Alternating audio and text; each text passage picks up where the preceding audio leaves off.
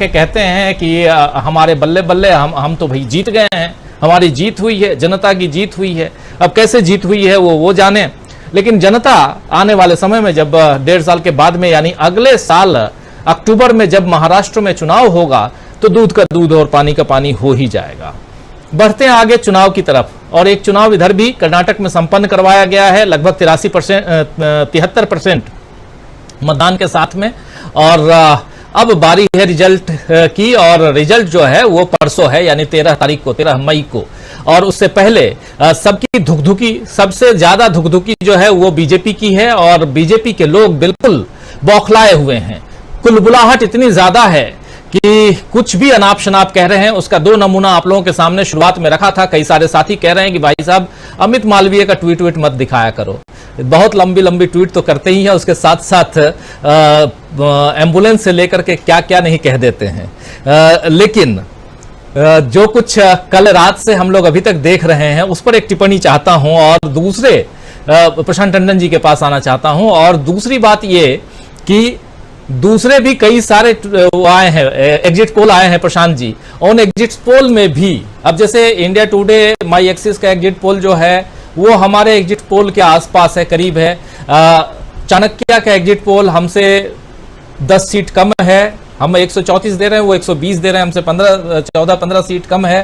तो लेकिन पूर्ण बहुमत की सरकार कांग्रेस की बनती हुई बहुत सारे एग्जिट पोल्स दिखा रहे हैं, लेकिन बीजेपी पहली दफा है कि मानने के लिए तैयार नहीं है। दूसरी बात यहां महत्वपूर्ण यह है प्रशांत जी कि कई सारे गोदी मीडिया के जो सो कॉल्ड दरबारी मीडिया के जो चैनल्स के जो एंकर्स हैं उनका चेहरा कल से उतरा हुआ नजर आ रहा है, वो भी साफ दिखाई दे रहा है। तो क्या सचमुच उसी दिशा में जाता हुआ दिखाई दे रहा है ये चुनाव कर्नाटक का, जिस दिशा में एग्जिट पोल्स हैं, या जैसा बसवराज मुंबई कह रहे हैं कि 100% नहीं 200% लिख कर रख लीजिए कि जीत तो हमारी ही होगी। अब वो इतने दावे के साथ कह रहे हैं तो फिर डर लगने लगता है। भाई मुख्यमंत्री हैं, कुछ भी करवा सकते हैं, ये भी तो माना जा सकता है कि वो मुख्यमंत्री हैं, वो कह रहे हैं कि 200% हमारी जीत होगी। ये उनका वक्तव्य है, बयान है उनका। प्रशांत जी नहीं, देखिए वो तो एक राजनीतिक पार्टी के नेता हैं, और वो ये नहीं कहेंगे तो क्या कहेंगे कि हम हार जाएंगे, हम हारने के लिए चुनाव लड़े थे। अभी तो वो ये नहीं कह सकते। अब मैं करना और एग्जिट पोल, चाहे आपका एग्जिट पोल हो या बाकी लोगों का, उसकी एक दिशा है। सीटें ऊपर नीचे कम ज्यादा हो सकती हैं, लेकिन एक दिशा सब तरफ दिखा रहा है। वो दिशा ये है कि ये सरकार जो है उसके खिलाफ ये जनादेश आने वाला है, लोगों का मूड ये है। अब वो वास्तव में क्या है वो तो 13 तारीख को हम देखेंगे। कर्नाटक में मैं और बात करूं राजीव जी, 30 सेकंड में केवल मैं सुप्रीम कोर्ट का जो महाराष्ट्र का फैसला, उसमें 1-2 बात मैं जोड़ दूं। एक कि देखिए, सुप्रीम कोर्ट हरीश रावत को बहाल कर चुका है। गवर्नर साहब के पॉल थे उत्तराखंड के, दिल्ली के पूर्व पुलिस कमिश्नर, और सरकार बहाल कर दी गई थी। वो बात ठीक है कि उनको बर्खास्त किया गया था, उन्होंने खुद इस्तीफा नहीं दिया था। जगदम्बिका पाल का केस याद होगा शकील जी, वो कुख्यात governor Romesh Bhandari, supreme court ने फ्लोर टेस्ट कराया और उस फ्लोर टेस्ट में कल्याण सिंह दोबारा जीते, तो कल्याण सिंह जीतकर मुख्यमंत्री बने। फ्लोर टेस्ट सुप्रीम कोर्ट ने तय किया कि कैसे किया जाएगा। मुंबई का बड़ा चर्चित केस है, जब सुप्रीम कोर्ट ने उनको रिस्टोर किया था। तो सुप्रीम कोर्ट की तमाम नजीरें, इतनी तो मुझे याद आ रही हैं, तमाम नजीरें जब सुप्रीम कोर्ट ने ये तय किया है कि कैसे होगा। और किसी भी केस में राजीव जी फैसला 2 चरणों में आता है।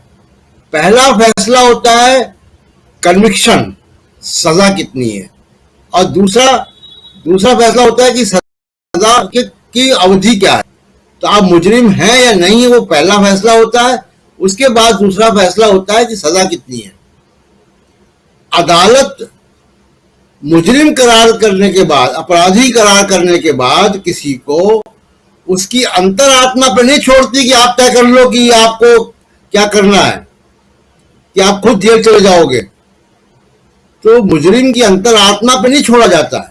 अगर आपने कहा है कि ये इलीगल है तो आपको फैसला भी करना चाहिए था कि ये इलीगलिटी नहीं चलेगी। अब लीगल तरीके से मुख्यमंत्री कैसे होगा, फ्लोर टेस्ट क्या होगा, स्पीकर कैसे कंडक्ट करेंगे, ये सुप्रीम कोर्ट ने पहले किया है, नजीर है। अब मैं कर्नाटक में बात आता हूं। देखिए, कर्नाटक में जो एग्जिट पोल के अलावा जो मैं चीजें देख रहा हूं राजीव जी, हम लोगों ने करीब 15-20 दिन इस पे चर्चा की है, हम लोग वहां गए भी। 74 सीटें हैं राजीव जी जहां पे हार जीत का फैसला 10,000 से कम है। उन 74 सीटों में 2018 में 37 सीटें कांग्रेस ने जीती हैं और 27 बीजेपी ने। ये स्विंग सीट हैं। ये एग्जिट पोल की गणना को भी डिफाई कर सकती हैं क्योंकि इतना छोटा अंतर है। तो ये इस पे नजर रखनी पड़ेगी। इन स्विंग सीट पे ये 74 सीटें हैं। मेरे पास इन 74 सीटों की लिस्ट भी है। उसके बाद 78 सीटें हैं जो मुस्लिम पॉपुलेशन बाहुल सीटें हैं, जहां 17% से ऊपर मुस्लिम वोट है, यानी एक या दो सामाजिक समूह के साथ मिलकर वो विनिंग कॉम्बिनेशन बनाता है। एग्जिट पोल ये सजेस्ट कर रहे हैं कि एक साउथ कर्नाटका को छोड़ के बाकी जगह जो नुकसान जेडीएस को हो रहा है, उससे एग्जिट पोल ये इशारा कर रहे हैं कि मुस्लिम वोट कांग्रेस की तरफ कंसोलिडेट हुआ है और ये भविष्य की एक राजनीति का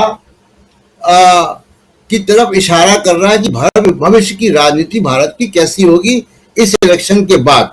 क्योंकि हमने सागर डिगी में देखा, हमने हल्दिया पोर्ट ट्रस्ट के चुनाव में देखा कि जो ट्रेडिशनल तृणमूल कांग्रेस की एरियाज थे वहां पे मुस्लिम वोट कांग्रेस की तरफ गया और वो सीटें आई। हमने महाराष्ट्र के पुणे के भी एक इलेक्शन को देखा था, उसमें भी यही हुआ था। अगर ये होता है राष्ट्रीय स्तर पर तो क्योंकि मुस्लिम वोट बढ़ता रहा है उत्तर प्रदेश में, समाजवादी पार्टी, कांग्रेस समाज पार्टी में, तृणमूल कांग्रेस और कांग्रेस वेस्ट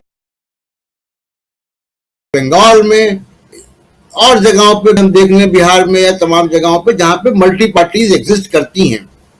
अगर ये ट्रेंड राष्ट्रीय स्तर पर होता है तो ये एक बड़ी तस्वीर जो है वो क्रिएट करेगा कांग्रेस के पक्ष में राष्ट्रीय स्तर पर।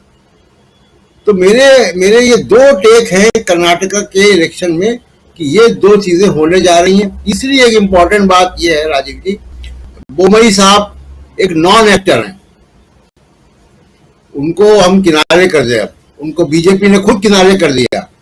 एक फोटो उनका नहीं लगा, उनका फोटो पहली बार कल लगा एग्जिट पोल जब आए मीडिया में।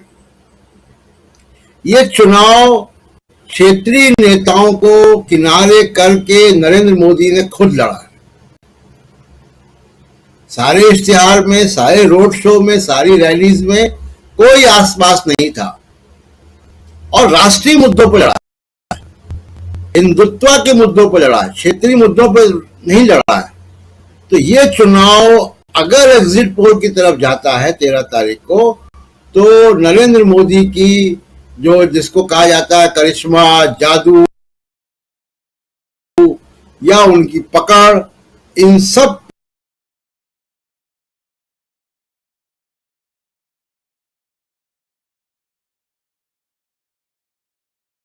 पे नकारात्मक असर डालेगा और